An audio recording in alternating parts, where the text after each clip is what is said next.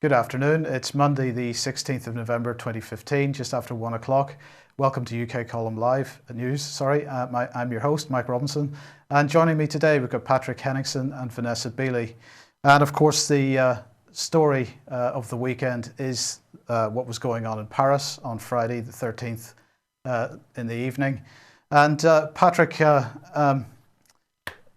there have been warnings that something like this was going to happen in Paris for some time, but nonetheless, it seems to have been quite a surprise to many.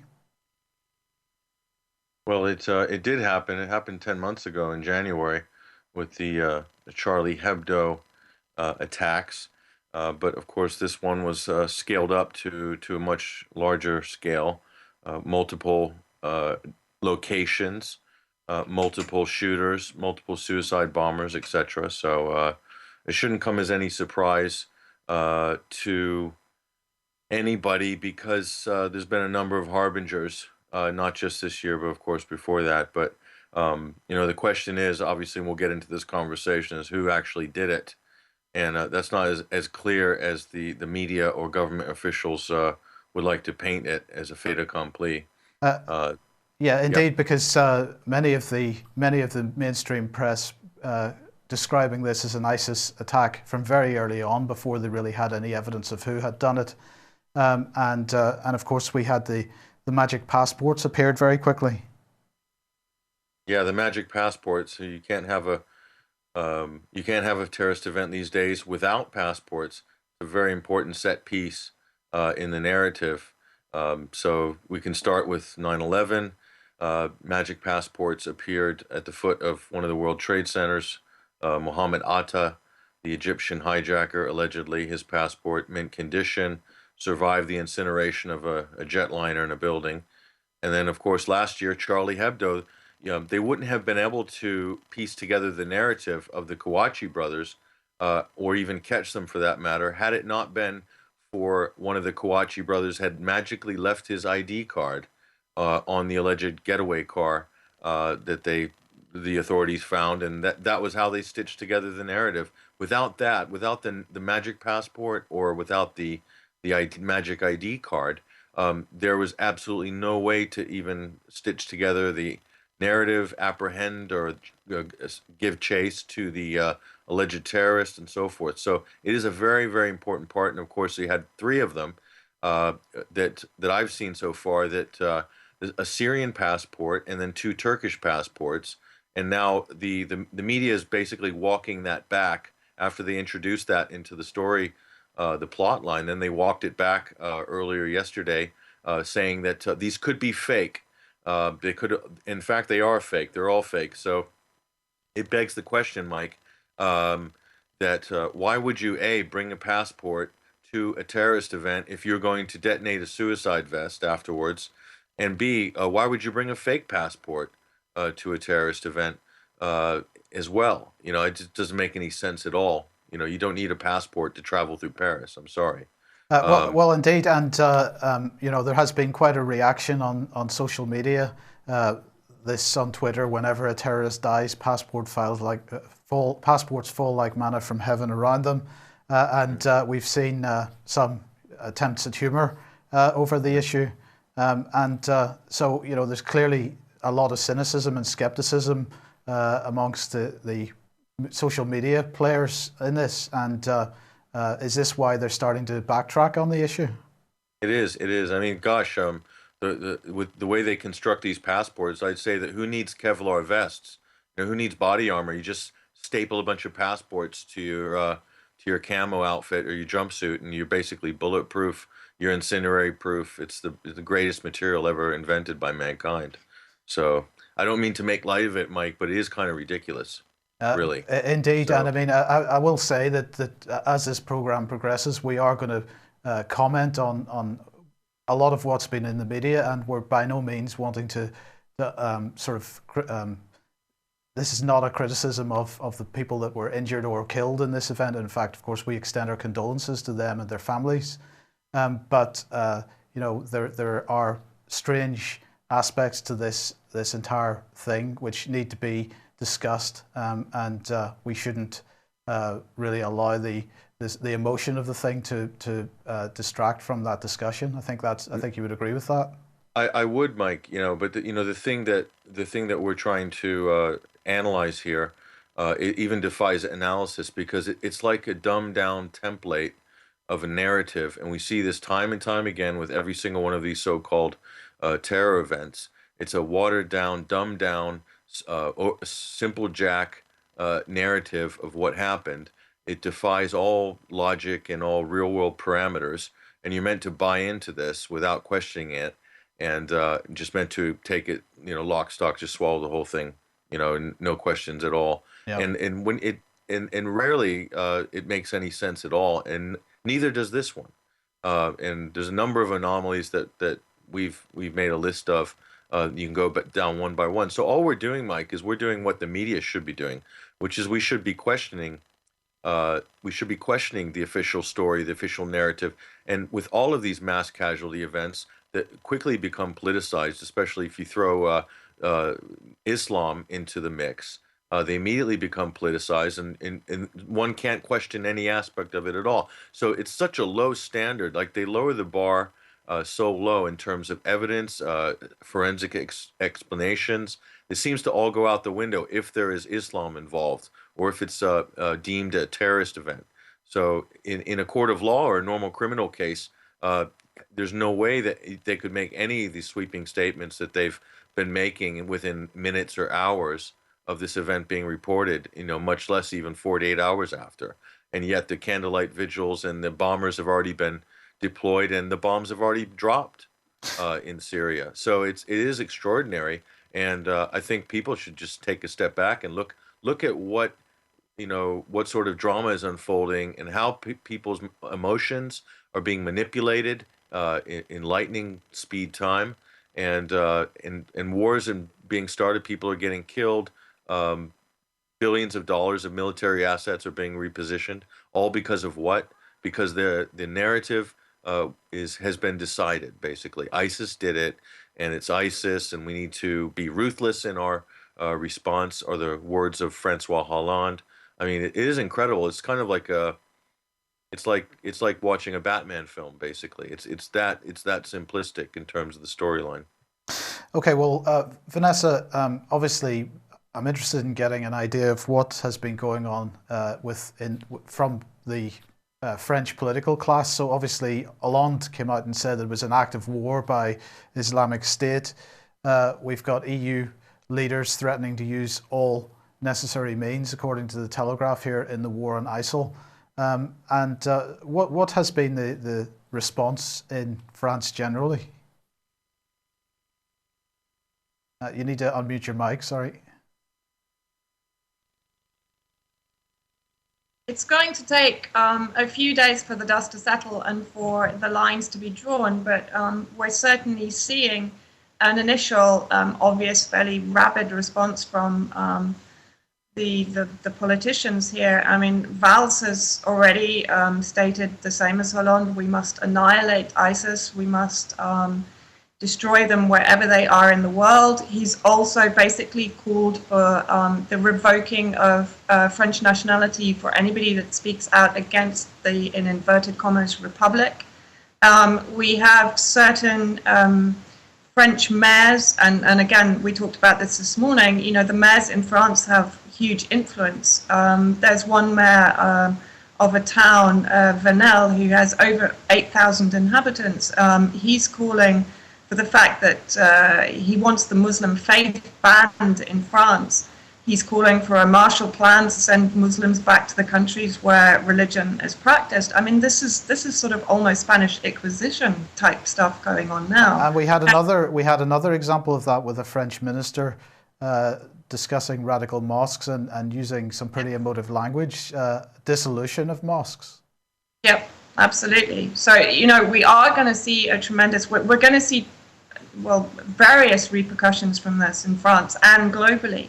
But I think, yes, the important one is we saw a backlash against the already marginalized and largely ghettoized Muslim communities in France after Charlie Hebdo.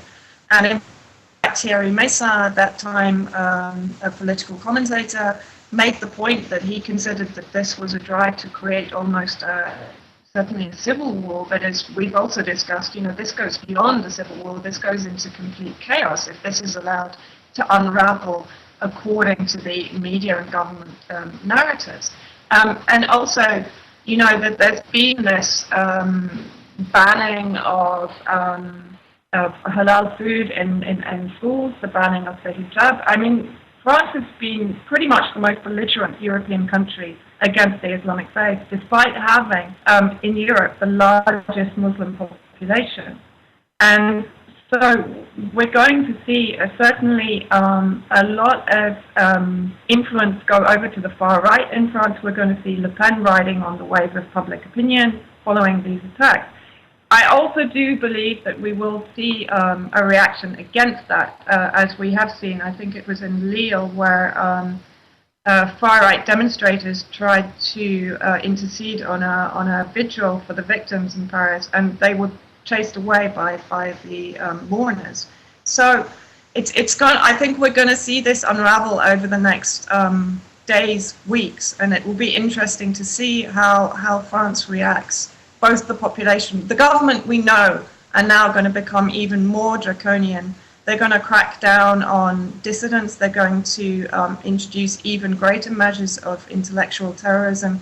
And, we've been resisting almost the Patriot Act introduction in France, but we are there. I mean, I'm seeing friends who are activists being persecuted. I'm seeing Christophe Oberlin, who's an eminent French surgeon who's been to Gaza many times to work during the Israeli offensives there, who's being taken to court because he introduced photographs of Gazan victims in his university lectures. So, and we have also the persecution of Dieudonné, the Cameroonian comedian who is being accused of anti-Semitism.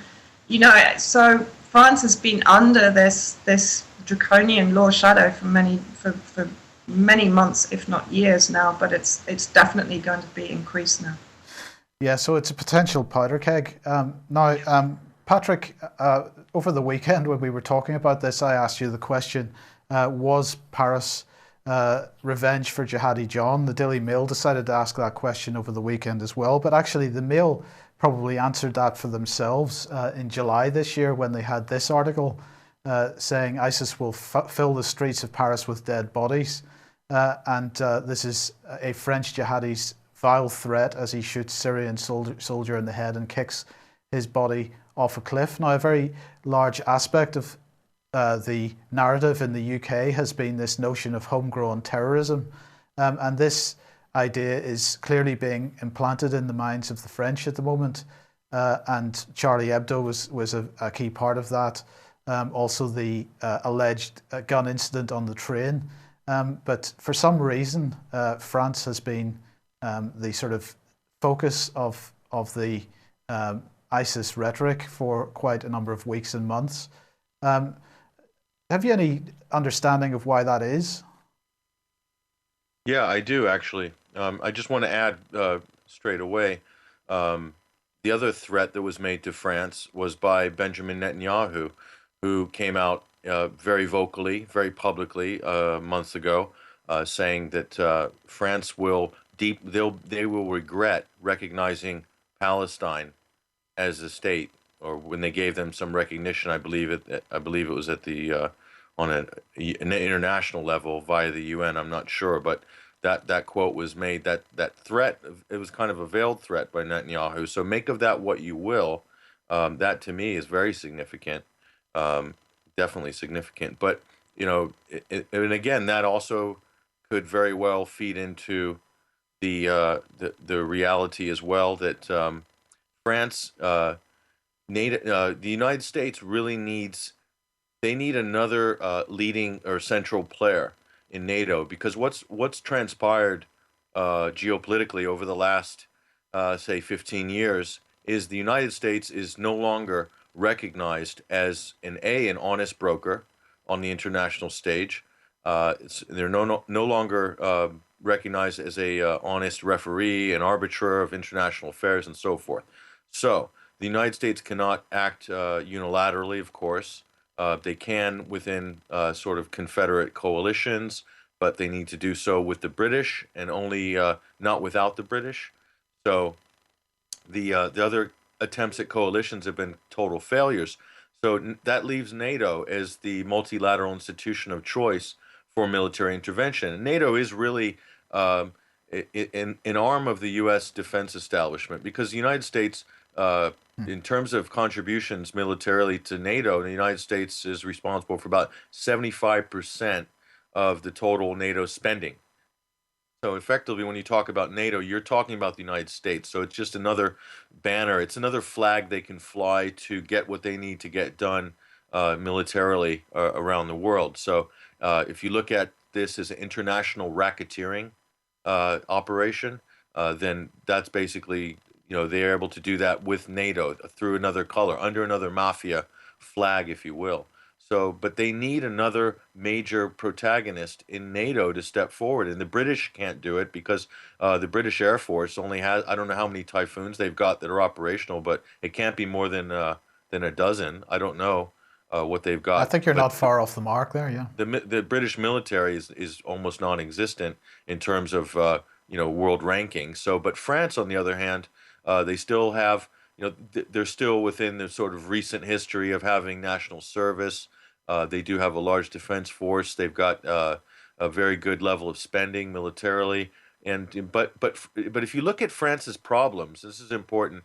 Mike Whitney from Counterpunch magazine was on my show earlier today, and he made a point that I thought was very apt. He said that France's problems really began well and truly in 2009 when they rejoined NATO. So, and before that, France didn't have nearly the sort of problems and weren't embroiled in some of the problems that they are now. So, but this is a way of forcing France into pole position that the U.S. cannot, they can't perform that role anymore, not alone anyway. And France has its fingers in all sorts of pies in Cameroon, with Boko Haram, in that part of Africa, in West Africa. They've got their fingers in Mali. They've got their fingers in a number of other places as well, North Africa, of course. And these are colonial fingers, of course. They are. So this France is really the optimum geostrategic partner for the United States militarily. They are the one. So and they have a good stay behind operation in a number of their former colonies, including Syria, including Lebanon, including the African countries, Burkina Faso, Mali, Cameroon, Senegal. France has a stay behind intelligence operation in Chad, Central African Republic, a country that they have tipped over in recent years, and in backing Islamic fighting groups to do that, and in Libya too, and in Syria. And France is, according to The Guardian, which we have on our website right now at 21st Century Wire, early on in 2012, France openly boasting how it's sending cash and weapons to the armed opposition in Syria. So France has blood on their hands, and so you could say that they are responsible. If you go for and this is the thing, if you're going for the orthodox ISIS narrative, you're buying into this idea that ISIS carried out these terror attacks, then if you're going by that sort of storyline, then you could say that France is getting blowback for the monster that it created. But I'm afraid I've heard this a lot in the sort of petty bourgeois, faux left-wing media organizations. That's the sort of safe storyline to take, like, oh, it's blowback, right? But nobody wants to actually admit that there are clandestine operations, that Operation Gladio was a real historical phenomenon in Europe that spanned 3 decades, and nobody has gone to jail, no high-ranking public officials, for the slaughter that they are responsible for on European soil, doing domestic terrorism with government sponsorship. So if no one has gone to jail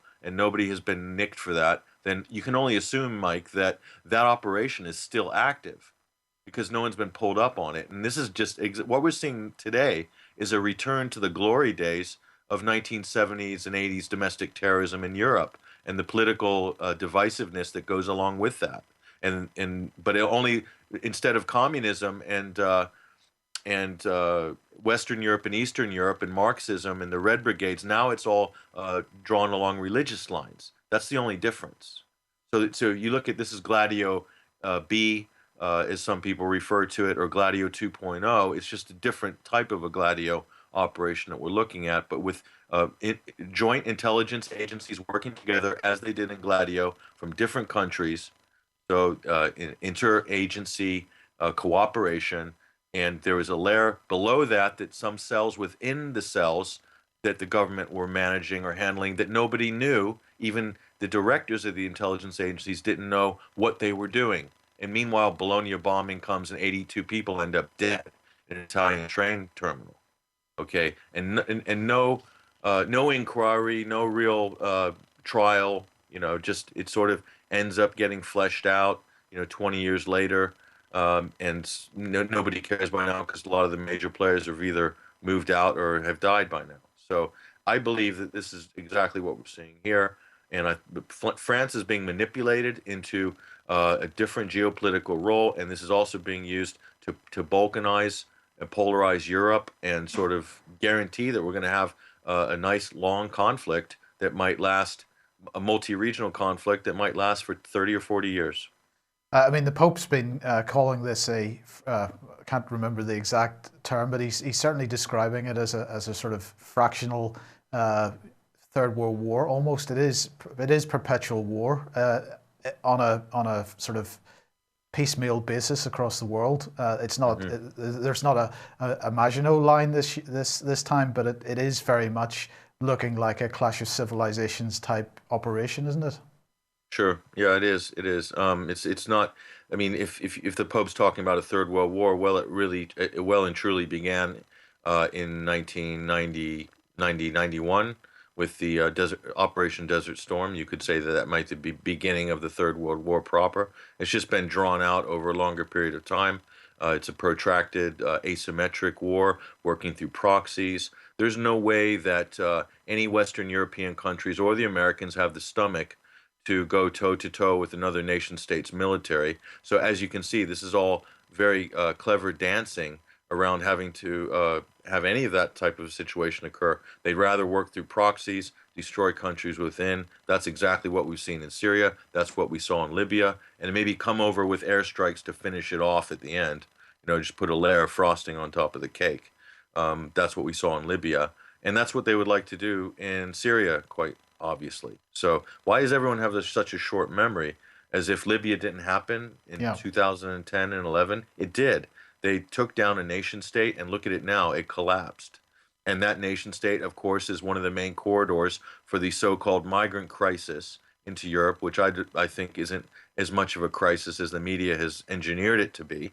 A country like Lebanon is the size of Wales, and they have taken in 1.5 million Syrian refugees since 2011, and they don't talk about it like it's a crisis. I mean, the size of Wales, Mike, and the whole of Europe. I don't know what Europe has absorbed in terms of Syrian refugees, but it's a pinprick compared to what Lebanon has. And Lebanese society hasn't collapsed.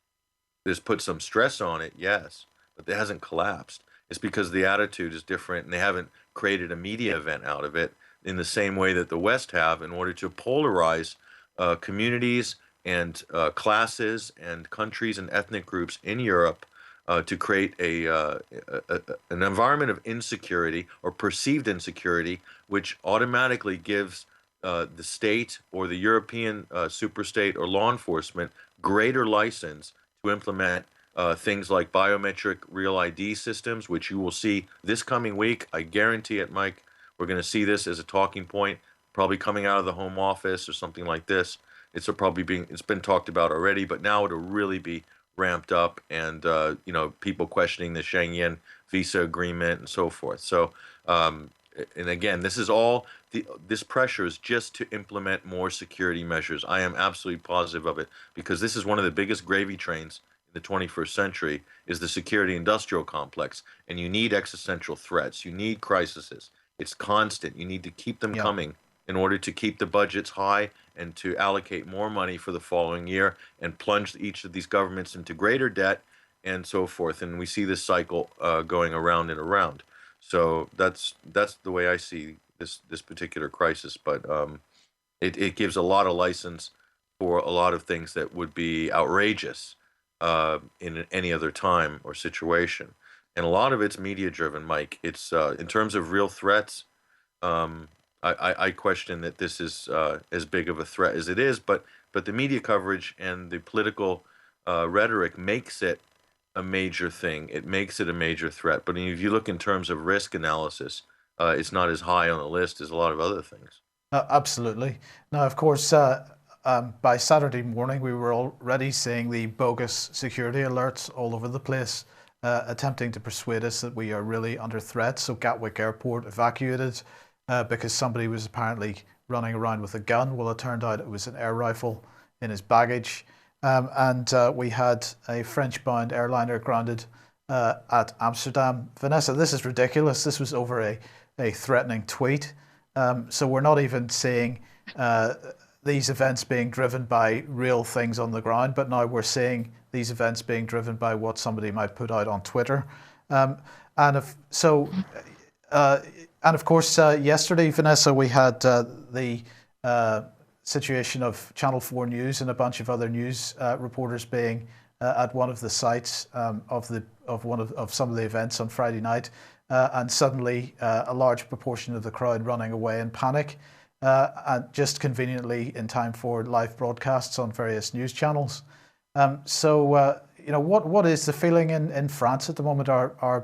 Is this rhetoric causing more and more fear? Is this being driven?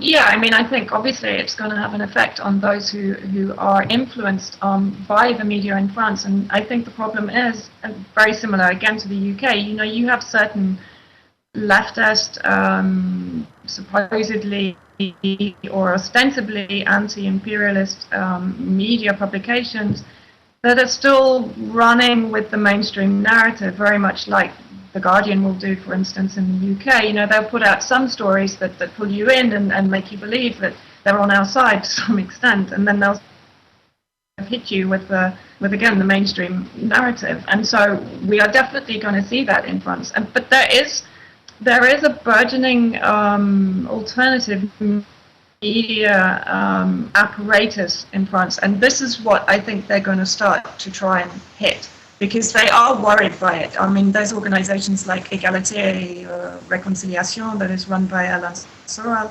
Alain Soral basically predicted this over 3 years ago now. He said this is where we are heading. We have Panamza, who did an absolutely fantastic job on completely deconstructing the Charlie Hebdo attacks. I mean, within days of the attacks, they were on it, and their investigation was probably the benchmark for most people that were looking for information on it being a false flag. So there are, if you like, underground dissident media in France that are definitely going to pick this up and run with it. And I think there's a growing number of the population who are following that and who are going to be waiting for their analysis before they make their decisions on what has happened. But, we saw this in the UK with the bringing down of the Russian passenger jet, that almost immediately the British media were calling for no people to go to Sharm, which was then again one of the most destructive reactions they could have on the Egyptian economy and on Egyptian tourism. So that's a definite slap back down for Egypt. Don't you step out of line, because we're going to destroy your economy. And so we see this again and again. We were talking this morning, and I noticed that in Beirut, that the day before the Paris attacks, they had their own ISIS attack. The media presented it as an attack on the Hezbollah stronghold or the Hezbollah bastion, so therefore completely marginalizing the death of civilians in Beirut. But also what we see now is that the Beirut authorities, in alliance with Hezbollah, they have arrested the perpetrators, who have turned out to be Lebanese and Syrian, not Palestinian, as being presented by the mainstream media, who are wanting to sow sedition and sectarian rife in all our countries, including now Europe.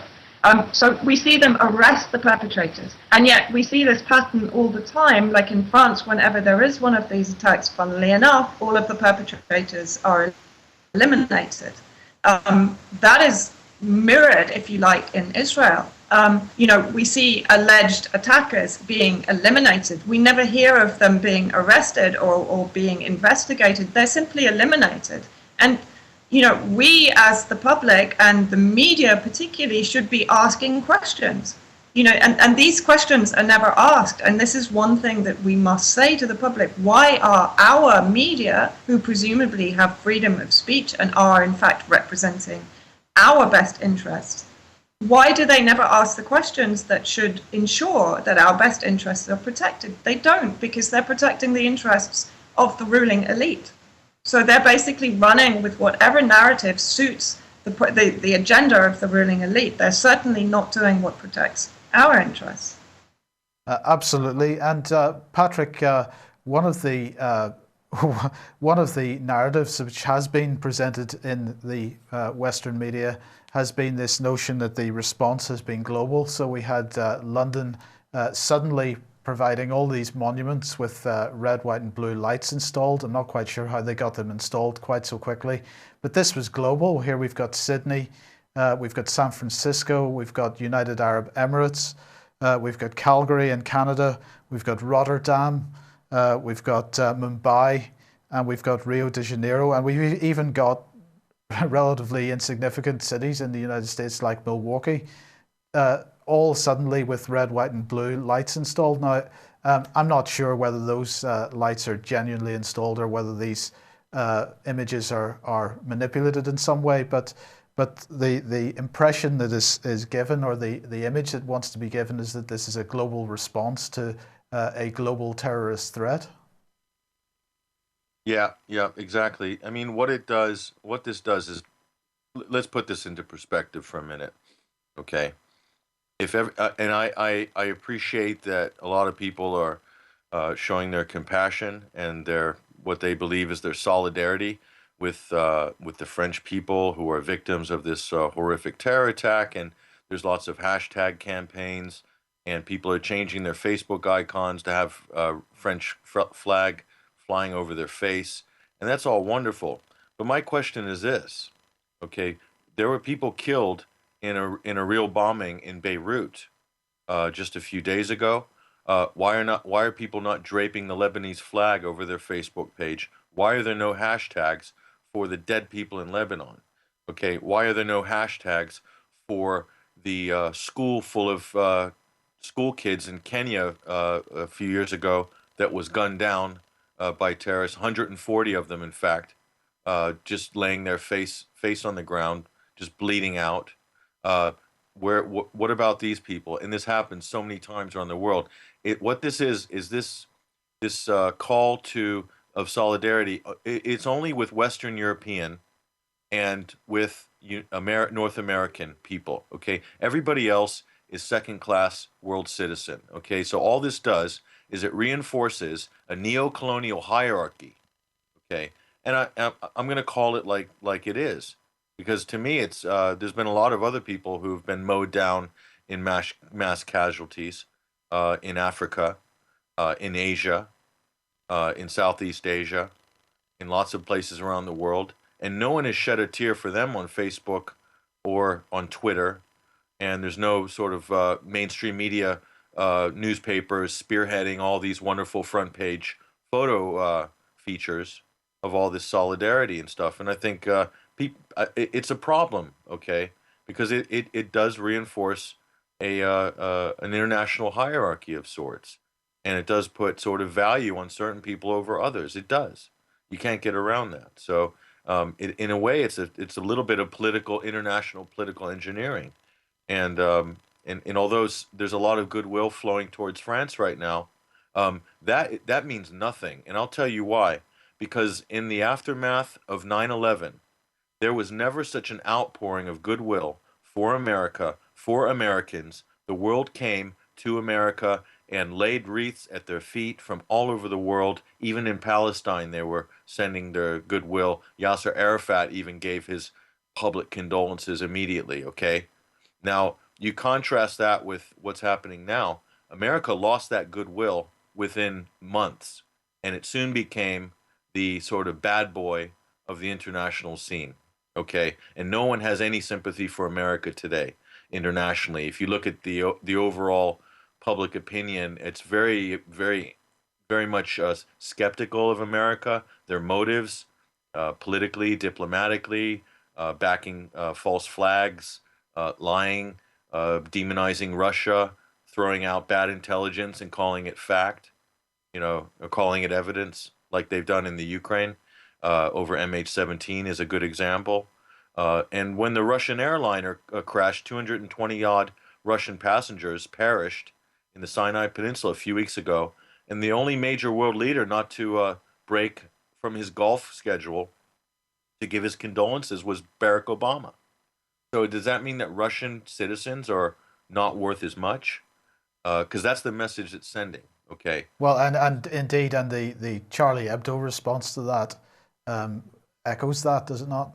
Yeah, it was disgusting what Charlie Hebdo did, and I'm not afraid to say that, even in light of what happened on Friday. Charlie Hebdo made fun of Russian victims, cartoons falling from the plane on top of a head of an Arab cartoon guy with a long beard in the Sinai, and made some crack about that you should have taken the cheaper airline or something like this. I mean, it's disgusting. But that's just all in the spirit of free speech, I guess, and democracy with the great, wonderful publication Charlie Hebdo.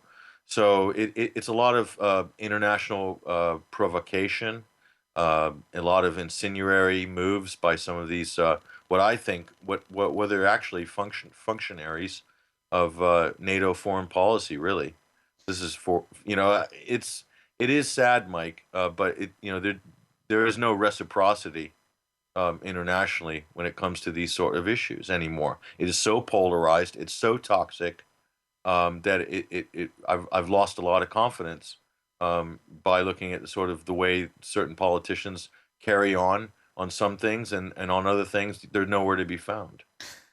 Right. So Pat, a moment ago, Vanessa used the term false flag, and part and parcel of the whole false flag thing is the media response and the kind of stories that we start to see in the media immediately following these kind of events. And you highlighted the fact that this gentleman has appeared in the media almost immediately. News.Mike is one of the websites that you pointed to in that article. Charlie Hebdo hero amongst the first responders to Paris attack. Now, and many of the other events which we might class as false flags that have happened in the last 20 years or so, we have seen the fact that there is usually a drill of some kind associated with these events. And right enough, when we come to Paris, we find that on the morning of Friday night's attacks, that morning, emergency services in Paris, as according to The Guardian, had actually done a training exercise for a major terrorist attack. We were well prepared, but the type of attack is significant. It's the methodical gunning down of everyone, a little like a video game. And the Australian then goes into further detail, because what they say is that practice run, this drill that was happening on the morning of the attack, was a mass casualty event, a multi-site mass casualty event. You look at 9/11, you look at 7/7, and the coincidences here are stark. Yeah, absolutely. They are indeed. I mean, the problem with this is this. Not only was there a drill on the day, a multi-agency drill, but you have one of the protagonists from the Charlie Hebdo drama is the sort of front and center. He was one of the first responders there on the scene, as if by magic. And so this is the establishment saying, well, thank God we had this multi-agency drill, because had we not been having the drill that mirrored what really happened that night, that we wouldn't have all our EMTs and our first responders on the scene. So actually it was just so fortunate, right? Same thing that Peter Power said right in the aftermath of 7/7. So Peter Power, who was head of Visor Consultants, practicing for a terror drill in the city. Wow, bombs hitting the very same tube stations that the so-called terrorists allegedly hit on the morning of 7/7. And wow, we had to switch from real time thinking to quick time doing, I think was the words he used. So extraordinary, absolutely extraordinary. And the ITV news anchor just said, "Wow, that is extraordinary." It's just incredible. No challenging at all.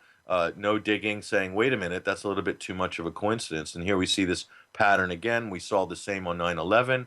We also saw bomb drills, and at the Boston bombings. We had a bomb drill on the morning of the marathon as well. So every time you see a terrorist event, we see a drill. So at some point, after sort of 4 or 5 of these, you got to be thinking right at that point that if you have any brain activity, you have to be thinking, well, maybe this is more than a coincidence. So Pat, this, I mean, am I being overly cynical here? But this looks to me like what we have is a terrorist event perpetrated by the Western security services in some way, and then layered on top of that, we've got this massive PR exercise where they roll out the same crisis actors every time, and they have the same type of sanitized images that they can publish as widely as possible without offending people too much, just enough to be able to build the narrative, but not enough to actually put real dead bodies in front of people. And it seems like we've got this sort of dual thing going on where the actual event happens, and on top of that, there is a PR narrative which is very well managed going on at the same time. Yeah, yeah. I mean, I would be careful not to characterize this in too simplistic terms, but in terms of the narrative, in terms of the public relations, that's already set into place even before the event. And if you look at, especially with this event, how easy the media basically fell into place and settled right into their niches, right into their talking points, because those talking points were already carved out long before Friday night. So it was very seamless in terms of how the rollout of the talking points came. I think that it's possible that this could be elements of intelligence services, European, American, Israeli, but also we don't know for sure. There could also be elements of organized crime. There could also be elements of private mercenary firms. To me, this is more likely that governments would use contractors or work through a proxy who hires the contractors. So there's absolute, 4 or 5 level deniability, and also Islamist extremists as well are in that mix too. So they could perform certain tasks. So I think it is very easy to engineer this when you have so many cells that are being managed by covert or confidential informants. And even then, today I saw on CNN a former CIA undercover guy who's now a congressman in Texas admitted on the air, and we'll play this on our show on Wednesday, saying that this is a great time for us to seed our people into Al Qaeda and ISIS to make sure that we know what's going on. So when they say that publicly, that means they've already done it. Okay. Yeah. So, and I could say the same with French intelligence. Definitely Belgium is the wheelhouse for this. And with British intelligence, those cases are very well known about a number of high-profile informants out of Finsbury Park Mosque, for instance. So there's a lot of this gray area that overlaps with the law enforcement, security services, organized crime, and so-called terrorist cells, okay? And private security firms or mercenary firms or private intelligence firms. So, and guns for hire. So there's a lot of overlap there. In this gray area, I have, it's anyone's guess who would be the best suited to carry out this attack. But I will say this, that of some of the eyewitness descriptions that I have seen, some people said they looked very commando-like, very professional, didn't talk, very sort of cold and calculated. Okay, these aren't the types of people that you get to string on a suicide bomb vest, for starters. Okay, so who knows what blew up after the gunman left through the back door of the theater. Yeah, because so far with regard to the suicide bomb vest, the only evidence that we've got is a finger, apparently. Sure, and then they had, as if by magic, had a DNA match in advance of this very person, which I find amazing too. But they've posted a lot of people's IDs and faces on the news today. Some victims, some people that are on the run. We don't know who's who. And in fact, it's preposterous to say that you would know that ISIS carried out this terrorist attack, because who is ISIS? ISIS is not an organization. It is not a state. It doesn't really have an administrative hierarchy. It's a brand. It's a label. It's a label that gets applied to anybody that the media or Western governments feel like applying it to. Just like Al Qaeda, in fact. The reality is there's hundreds of factions right now in Syria that comprise the so-called armed opposition or the Islamic opposition. Hundreds of factions, okay, within Syria and northern Iraq. So this label gets applied very loosely. You can zero down into specifics, and Vanessa has done a good job with some of her investigations in looking at the overlap between some of these terrorist groups in Syria and some of these NGOs doing humanitarian work. So that's interesting. That just shows you how confusing and how difficult it is for the layperson to navigate this. And definitely it's way too complex for journalists, for any of the mainstream newspapers or television. They don't even want to go there. And in fact, a lot of times they can't go there because if there's any intelligence element to it, it's off limits. Yeah. You can't look into it. You can't ask questions about it. You cannot report on it. It's off limits. You can't do it. So that's what we're left with in terms of a media. So we, the public, have to accept the sort of canned narrative every time. And we're never allowed to look under the surface. We're never allowed to really investigate. Only for independent in people we can do that, or only when whistleblowers come out is that able to happen. Otherwise, the mainstream press has failed abysmally in this department. And Turkey, just the existence of Turkey and the role they've played in destabilizing Syria for the last 5 years, and how they've been able to get away with what they've gotten away with, hosting all the terrorist groups in their country and allowing them to sort of go over the Syrian border back and forth at will, but obviously not letting Syrian soldiers chasing them come over the Turkish border, because that would make an international incident. So Turkey has facilitated this destabilization of Aleppo and large parts of northern Syria, and it's shameful. So same with Jordan. Jordan has been doing this in the South Syrian's border, and to me, this is an international war crime. And not even to say what the Western countries are doing in terms of supplying money and CIA operatives on the ground, working with al-Nusra Front, al-Qaeda affiliates, flooding the region with weapons. Okay, this is a violation of international law on so many levels. U.S. conducting airstrikes in a sovereign country's territory without asking for any permission, with no UN resolution. So this is really the death knell of the United Nations. This more than any other event. I mean, it was bad with Iraq and with Afghanistan, okay, but this more than any situation has transformed the UN into an impotent League of Nations.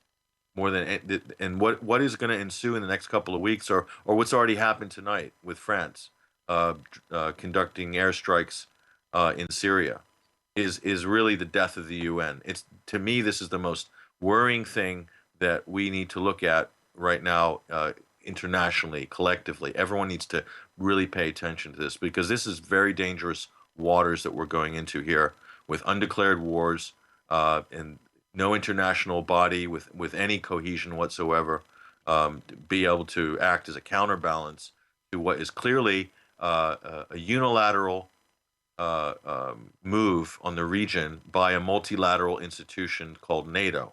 Yeah. Okay, so completely agree. Now, Vanessa, the news from France earlier was don't link Paris attacks to the migrant crisis. Now, that was from the German Interior Minister, we've got more and more stories appearing about how these attackers in Paris have allegedly slipped into Europe with the refugees. And of course, many people were warning about this for, pretty much since the refugee crisis began. But actually, this is a pretty dangerous situation, powder keg building within Europe, within France specifically, but within Europe in general. So you mentioned earlier that you used the word chaos. This goes beyond just. I mean, potentially we are looking at the situation where people are believing the idea that they don't know who to trust. They don't know who to trust, their neighbors or not. And potentially we've got Christian, in inverted commas, against Muslim. We've got individual against the state, because as the state ramps up the security situation, there's going to be problems there as well. But this really genuinely has the potential to turn into a chaotic event. Yeah, I mean, I think, can I just very quickly, I will answer that, but can I just very quickly run through 2 or 3 other major anomalies that I think must be pointed out regarding the reporting on the actual attacks? Yes. One is that nobody appears to have picked up on this, but approximately 2 weeks before the Friday terrorist attacks, there was a meeting between CIA Director John Brennan with France Security Chief Bernard Bajolet, alongside Intel chiefs from Britain and Israel, to discuss cyber and homeland security 2 weeks before the terrorist attack. Now, we know also that in the UK, particularly, reports have come out recently. People have picked up on the fact that the UK cybersecurity has been put in the hands of Israel. So, you know, this may be coincidental, but it would be interesting to know what their conversation was about.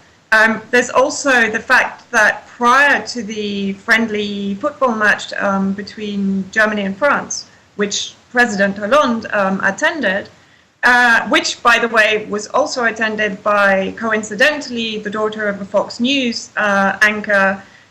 We also can't forget that there was the Charlie Hebdo Patrick Pelloux, who happened to be present at the event.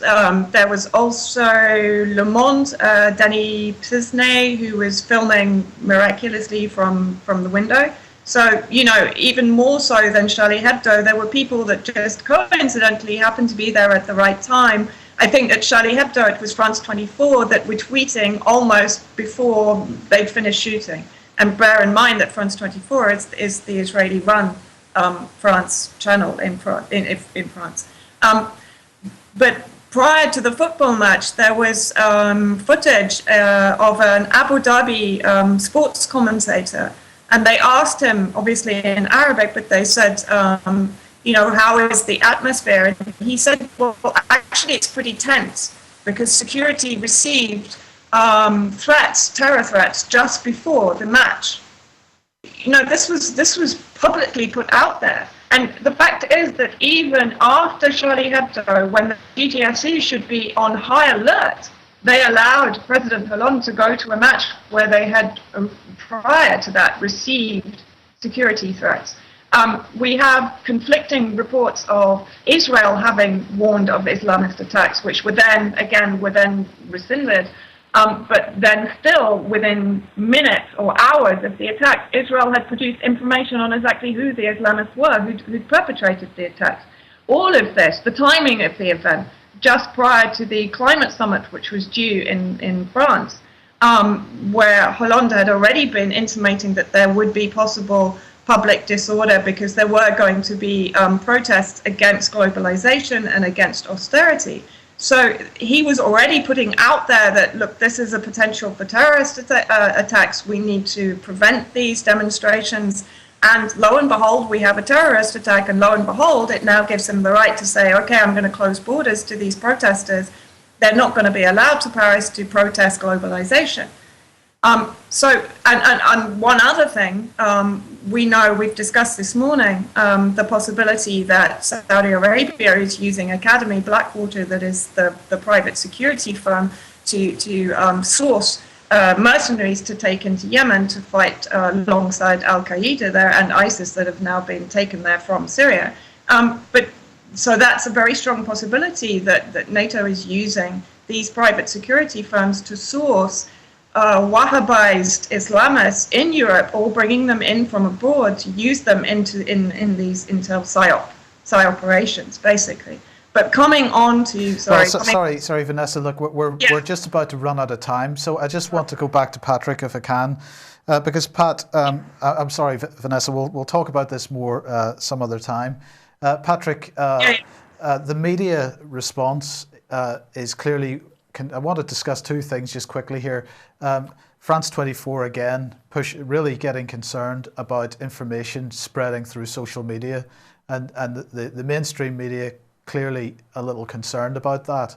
So I'd like to get a comment on that if we can in the last couple of minutes. But the other thing that was amazingly coincidental was the fact that the G20 summit was beginning this weekend as well.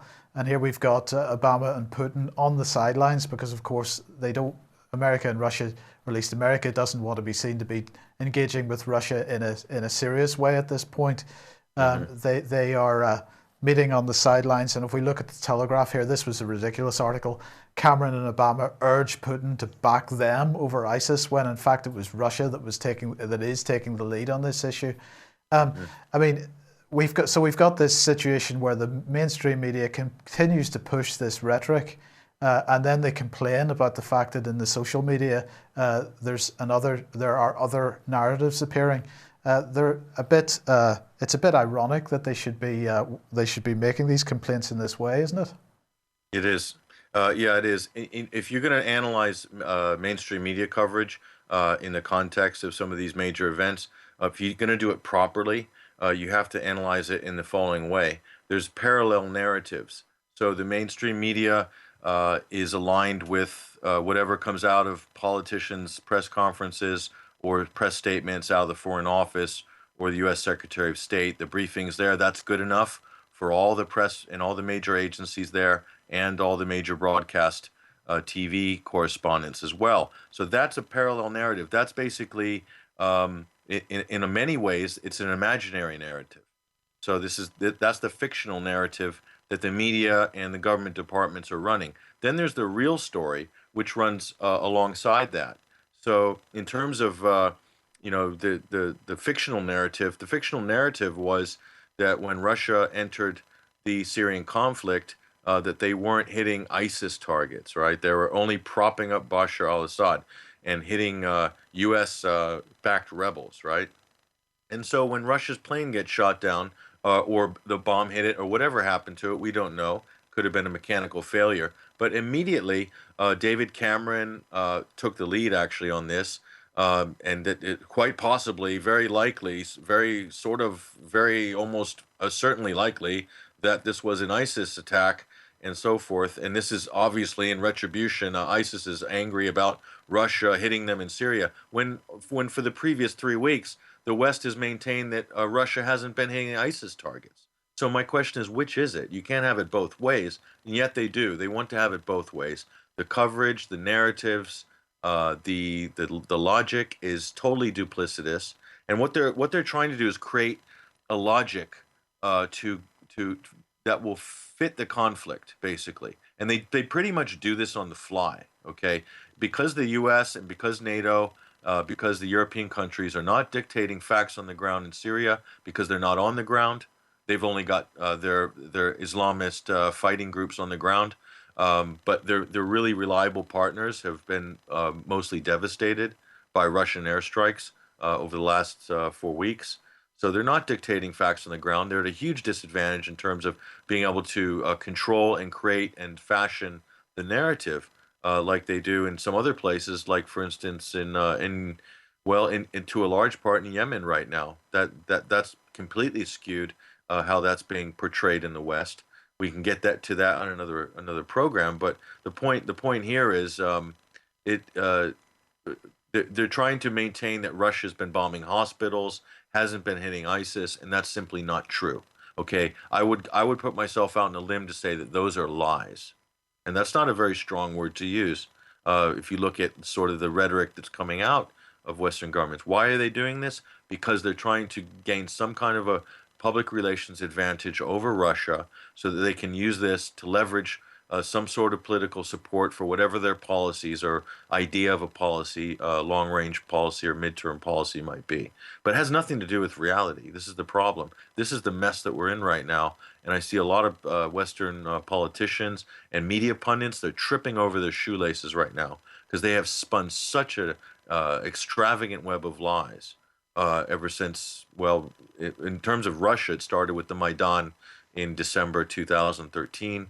But in terms of Syria, it's been lies right from the beginning. Okay, so I have yet to see a good video or some really good photographic evidence of Assad's barrel bombs, because they're saying they drop them every day and 10, 20 times a day. I haven't seen any evidence of it. So as far as I'm concerned, it's a mythology. It doesn't exist. It's only been created. It's a figment of Western imagination used to underpin whatever their foreign policy is, which obviously is regime change.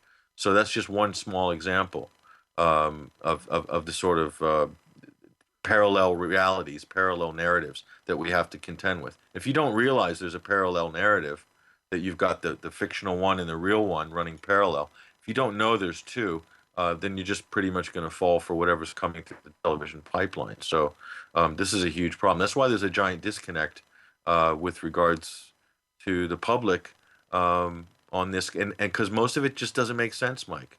It doesn't make sense. Why now they're saying Bashar al-Assad is the core problem in Syria, and he's the reason why ISIS has been able to propagate themselves in the region, because of Assad. This makes no sense. This is completely twisted logic. This is just conflict logic that's been invented, that's been contrived by our political so-called leaders, who are not doing a very good job of leading right now, and our compliant mainstream media, who take it all as gospel right as it comes off the tongue of William Hague or of John Kerry or whoever. And indeed, and I mean, I think it's probably important just to remember who is. It doesn't matter who actually carried out this attack on Friday. Because at the end of the day, it is the likes of David Cameron, Barack Obama. These are the guys that are actually responsible for this. Can I say one thing just to conclude, Mike? Yes. I want to, proof that they don't know what they're talking about. They can't even decide what to name this terrorist menace group. Is it ISIS? Is it IS? Is it ISIL? They don't even have a consensus on that.